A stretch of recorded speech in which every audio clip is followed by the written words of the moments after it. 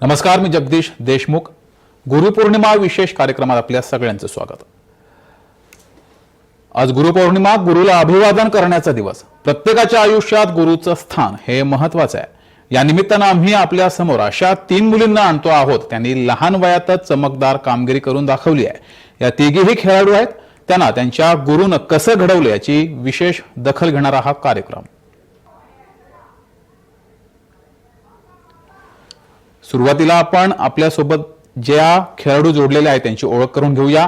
अन्वी घाटगे ही अवघी 2 वर्षांची गिर्यारोहक आहे, तर शर्विका म्हात्रे ही सुद्धा 4 वर्षांची चिमुकली गिर्यारोहक आहे. या दोघींनीही आतापर्यंत गिर्यारोहणात चमकदार कामगिरी केली आहे. यांच्यासोबत काजोल सरगरी आहे. काजोल हिचं पंतप्रधान नरेंद्र मोदी यांनी नुकतंच कौतुक केलंय. निमित्त होतं काजोलनं खेलो इंडिया या स्पर्धेत मिळवलेलं यश.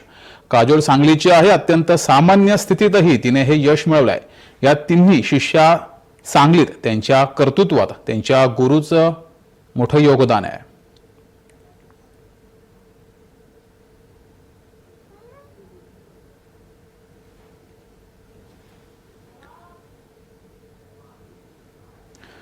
तर आपण आपल्यासोबत ज्या खेळाडू जोडलेले आहेत त्यांच्याशी चर्चा करूया. काजोल सरगर हिनं खेलो इंडियात सुवर्ण पदक पटकावलंय. काजोल, पहिल्यांदा हे सांग की तुझ्या या कामगिरीचं श्रेय तू कुणाला देशील? माझे या कामगिरीचं श्रेय मी माझे कोच मयूर सिंहासने यांना देईन. जी. आणि काजोल, तुझी ही तयारी तुझ्या गुरुनं कशी करून घेतली आणि तुला हे सुवर्ण पदक मिळाल्यावर कसं वाटतंय? मी 9वी मध्ये वेटलिफ्टिंगला चालू केलं. तेव्हा 3 वर्षामध्ये मला माझ्या कोचनी घडवलं. त्यांचा जॉब असायचा, जॉबवरून येऊन थकलेले असायचे तरी पण ते माझे ट्रेनिंग घ्यायचे.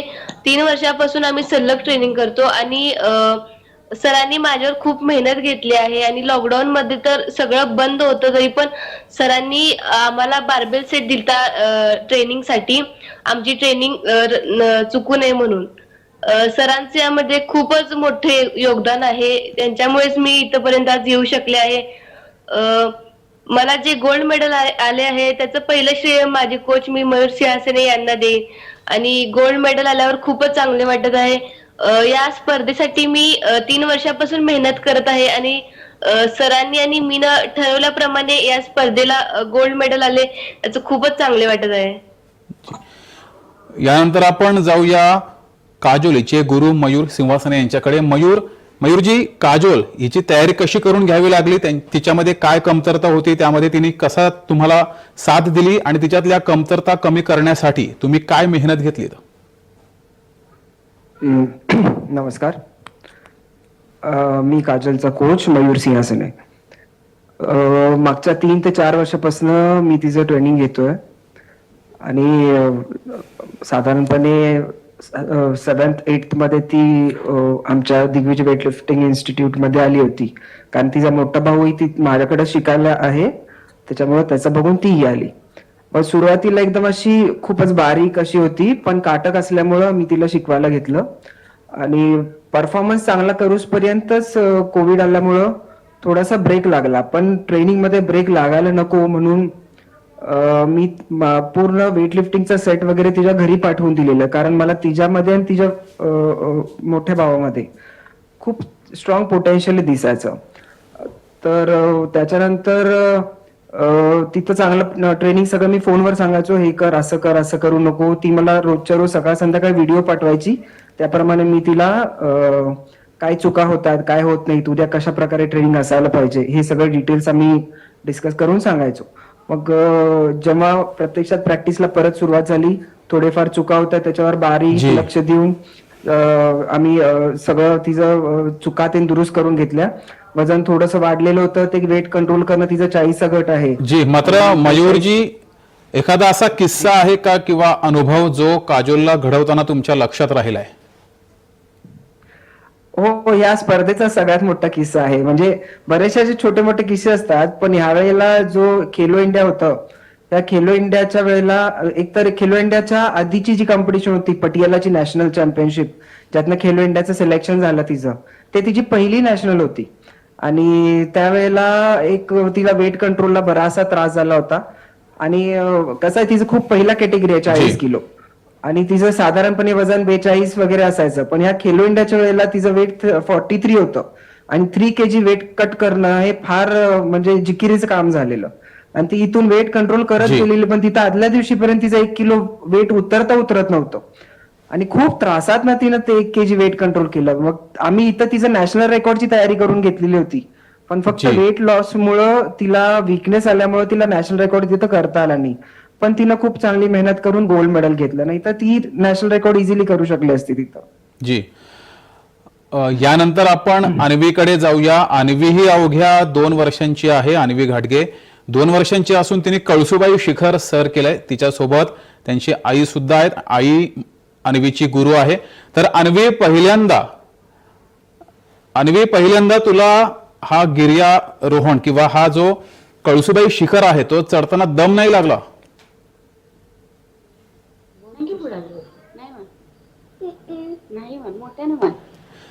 जी अन्वी अवघ्या 2 वर्षाची तिला बोलता येत नाही, आपण त्यांच्या आईकडून समजून घेऊया.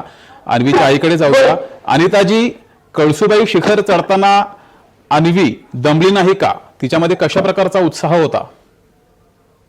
एकच सेकंद सर.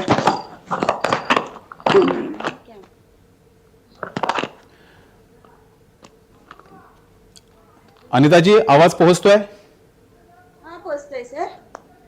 तोपर्यंत आपण शर्विकाकडे जाऊया. शर्विका ही 4 वर्षाची आहे आणि ती पण गिर्यारोहक आहे. शर्विका, तुझी गुरु सुद्धा आई वडीलच आहेत. तर शर्विका, तुला ह्या गिर्यारोहणाची किंवा हे गड किल्ले चढण्याची सवय किंवा आवड कशी निर्माण झाली?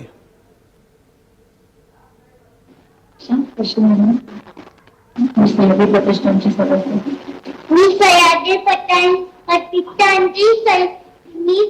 प्रतिष्ठानची सदस्य आहे. जी. साफसफाई किल्ल्यावर करायला जाते. आपण शर्विकाच्या आईला सुद्धा विचारूया. अमृताजी, शर्विका हिला गिर्यारोहणाची आवड कशी निर्माण झाली? नमस्कार, जय शिवराय. शर्विका मुळात 6 महिन्याची असताना जेव्हा बाळ शब्द उच्चारतो तोच तिने मुळात जय हा शब्द उच्चारला. आणि मुळात आई बाबांना म्हणजे आम्हाला दोघांनाच खूप आवड होती गिर्यारोहणाची.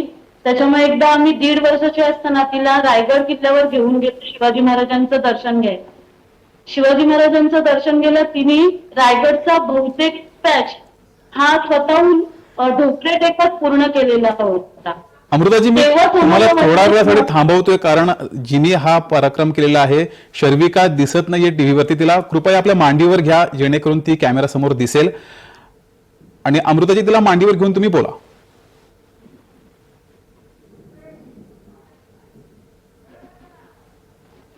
जी अमृताची, आता तुम्ही अनुभव सांगा. नमस्कार, जय शिवराय. शर्विका लहानच मूळ जेव्हा शब्द उच्चारतो तेव्हा तिने जय हा शब्द उच्चारला. नंतर आम्ही तिला मुळात आई पप्पांना आवड होती गिर्यारोहणाची, पण ते पूर्ण करू शकले नाही.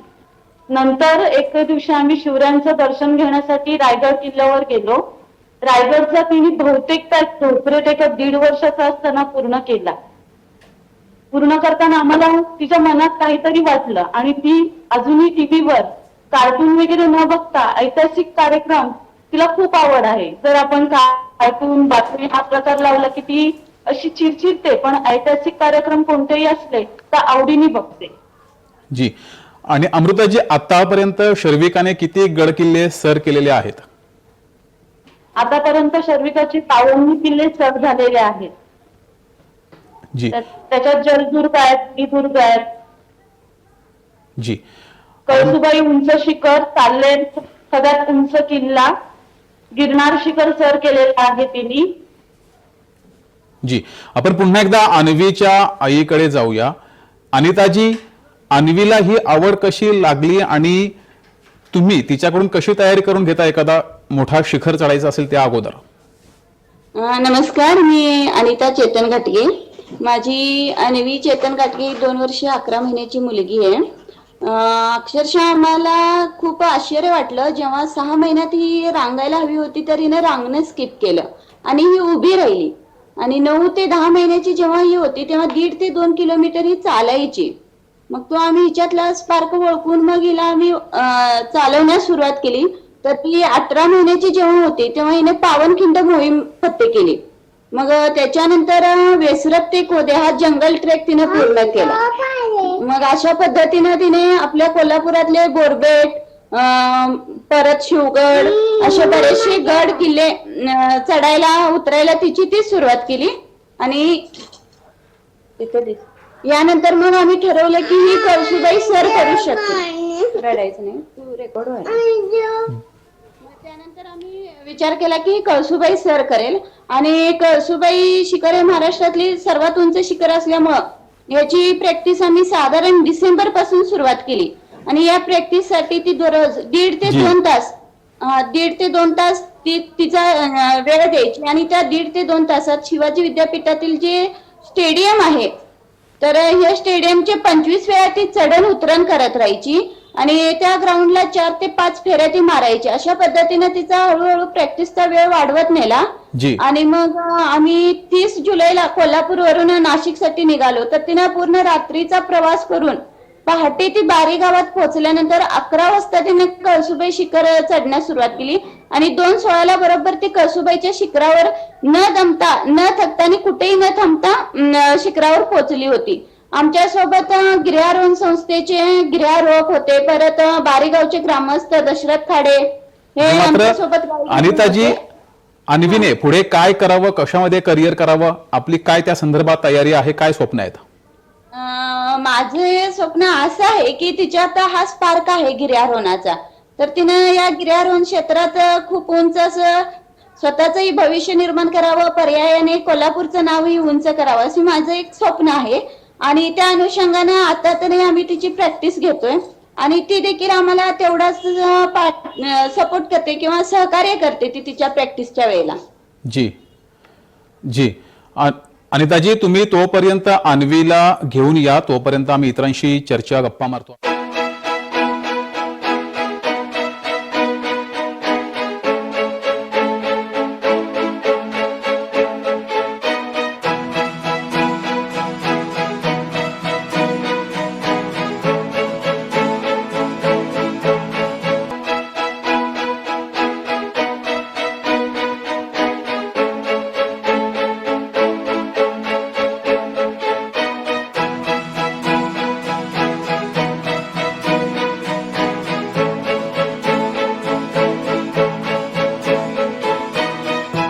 आपण पुन्हा एकदा जाऊया काजोलकडे.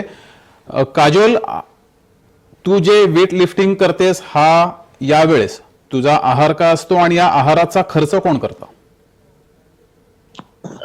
सकाळचं उठलं की ज्यूस वगैरे प्यायचं, व्हेजिटेबल्सचा ज्यूस असायचा माझा. त्यानंतर दूध पिऊन मग ट्रेनिंगला जायचं. मग ट्रेनिंग वरून आल्यावर अंडी वगैरे खायचं आणि प्रोटीन घ्यायचं. त्यानंतर दिवसभर चपाती भाजी. मग संध्याकाळी परत ट्रेनिंगला जाऊन आले की मग परत जेवण, असा आहार असायचा माझा. आणि त्या आहारासाठी पैसे वडील द्यायचे. कधी कधी मला प्रोटीनला सप्लिमेंटला पैसे नसायचे, म्हणजे असं लगेच पाहिजे असेल तर नसायचे, तर माझे ते पैसे कोच सर द्यायचे माझे पैसे. जी, काजोलच्या गुरुकडे जाऊया. मयूरजी, ज्यावेळेस पंतप्रधानांनी काजोलचा उल्लेख केला, तिला सुवर्ण पदक मिळालं, त्यावेळेस गुरु म्हणून तुमच्या मनात नेमकी काय भावना होती? मला या संदर्भात कुठलीच आयडिया नव्हती. आणि मला काजलचा फोन आला की असं असं आहे आणि सगळे ऐकायला लागलेत. तर मला वाटतं संडे होता तेव्हा. मग आम्ही सगळ्यांनीच, मग घरचे पण आम्ही गोळा झालो. एकदम कौतुकाची बाब होती ती. चक्क पंतप्रधान सरांच्या तोंडून सांगलीसारख्या एक छोट्याशा जिल्ह्यातल्या एक खेळाडूचं कौतुक होतंय म्हटल्यावर आम्हाला पण फार कौतुक वाटलं. कारण तशा खडतर परिस्थितीतनं तिनं यश संपादन केलेलं होतं. तेव्हा आम्हाला तर फार आनंद झालेला. आणि सगळीकडनं ते जसं कळालं, सगळ्यांच्या सांगलीतल्या बऱ्याचशा लोकांच्या व्हॉट्सअप स्टेटसला वगैरे पण तिचं असल्यामुळं बऱ्याच जणांचे कॉल्स वगैरे पण यायला लागले. मला यायला लागले, तिला यायला लागले. आणि फार फार आनंद झाला मला या गोष्टीचा. जी, आता तुमच्या शिष्याकडून पुढची स्वप्न काय आहे? तिने काय करावं पुढे?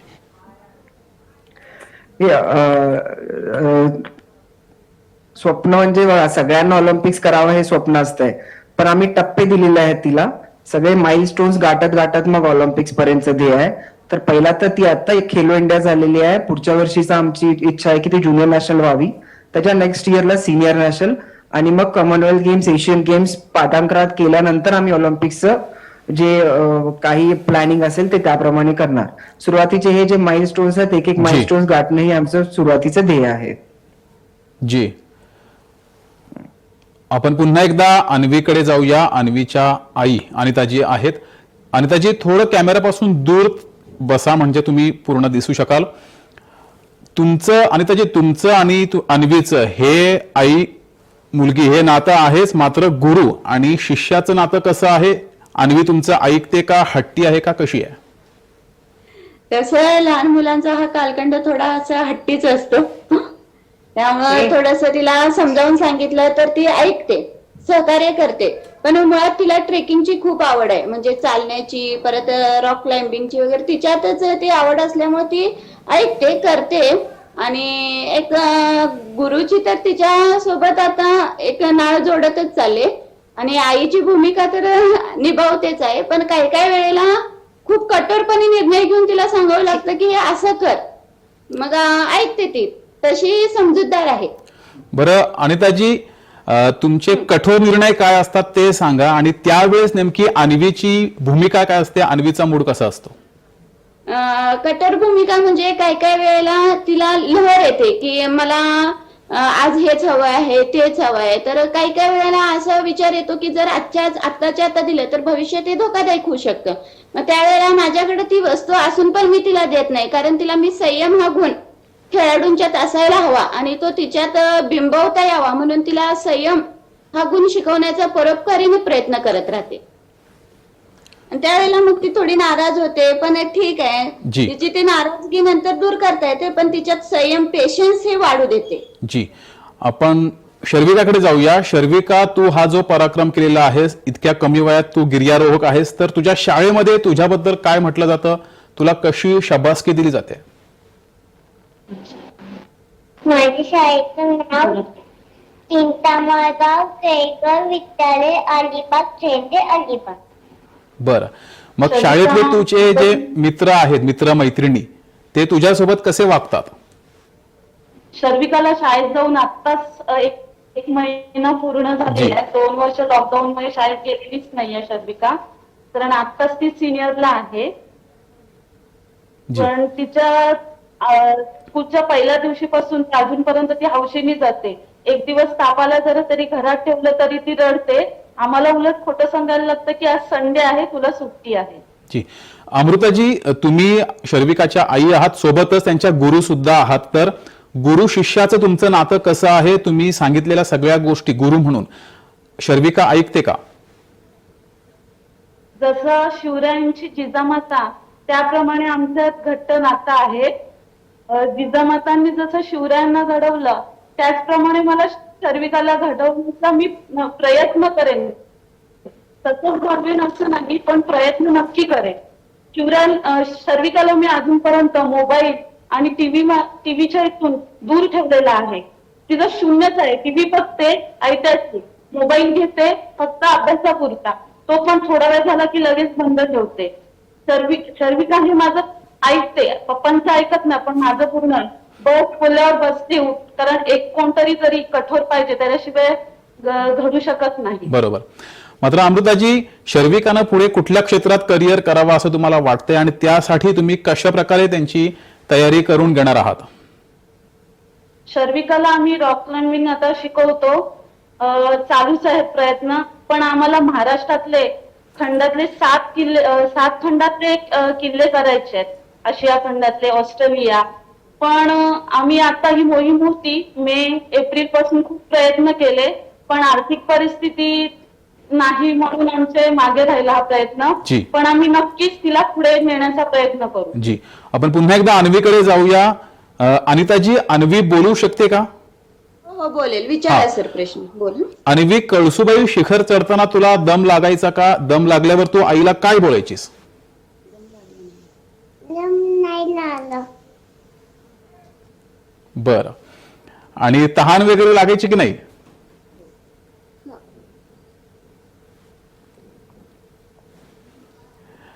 अन्वी, तुला खायला काय आवडतं? चिप्स. काय आवडतं? आवाज नाही आला. काय आवडतं? Banana chips. Banana chips. मग तुला तुझी आई आणून देते का? आणि तू कळसुबाई शिखर चढत असताना बनाना चिप्स सोबत घेतलेलेस का? खात होतीस का? हो. नेलं. काय झालं? सांग. नेलं. आणि किती बनाना चिप्स खाल्लेस कळसुबाई शिखर चढताना? बनाना चिप्स खात होती पण हुकूकनं नेलं तिच्या हातातून, ते सांगते ते. अच्छा. ठीक आहे. आणि अनिताजी, ज्या वेळेस अन्वीच्या हातातून जे बुबुनं घेऊन गेलं, तो अनुभव कसा होता? त्यानंतर अन्वीची रिॲक्शन कशी होती?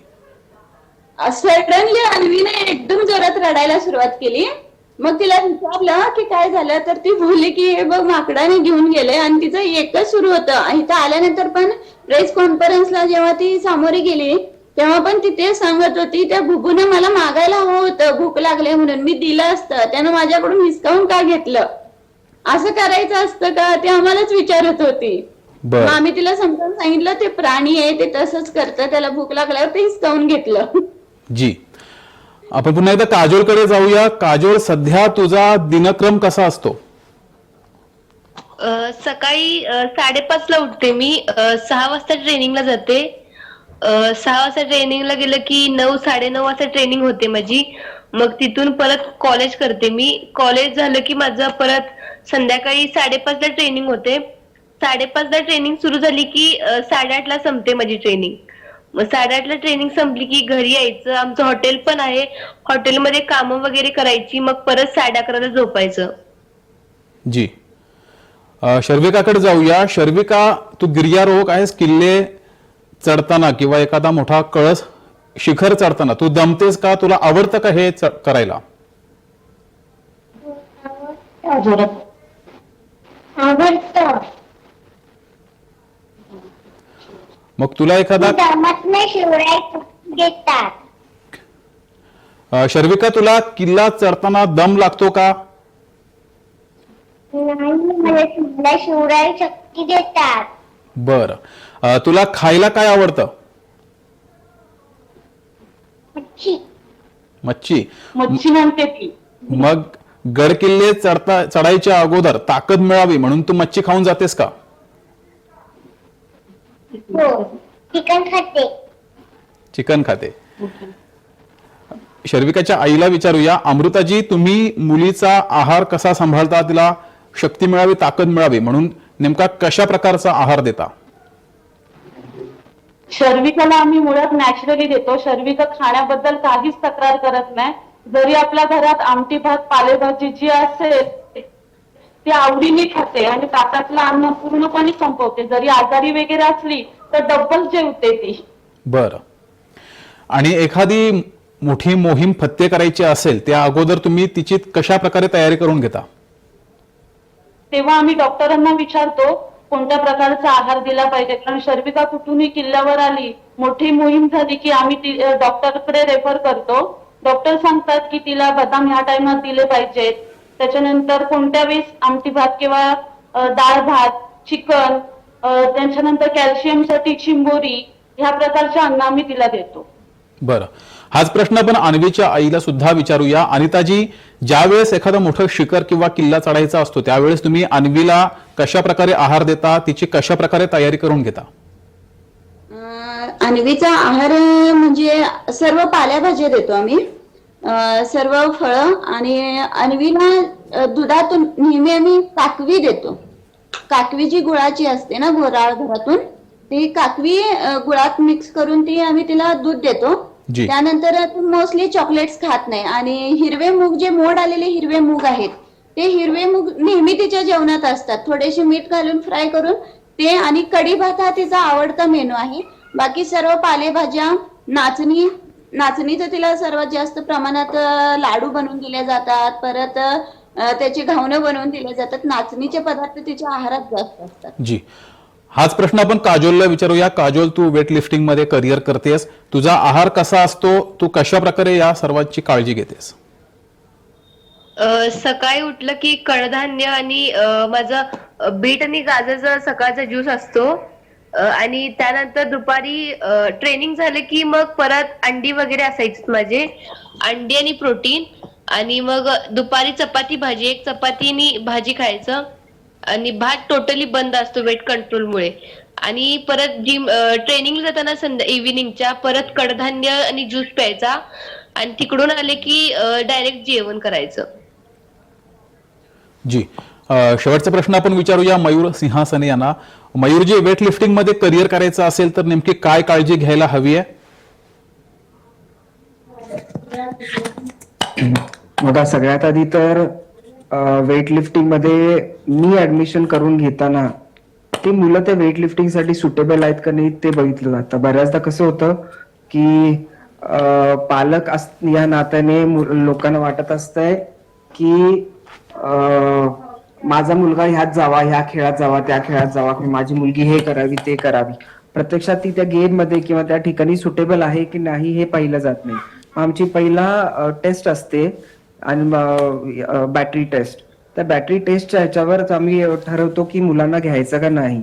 मग ते सुटेबल होत असतील त्या गेमला तरच आम्ही घेतो, नाहीतर आम्ही पालकांना सांगतो की नका घालू या खेळात, दुसऱ्या कुठल्या तरी खेळात घाला.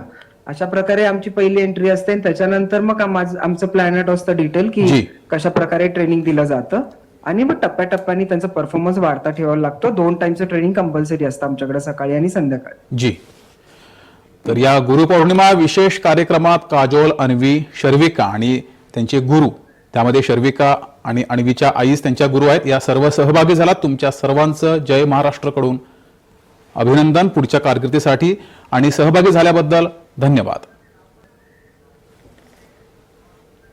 गुरुपौर्णिमा विशेष कार्यक्रमात इथेच थांबूया. सर्व प्रेक्षकांना जय महाराष्ट्र.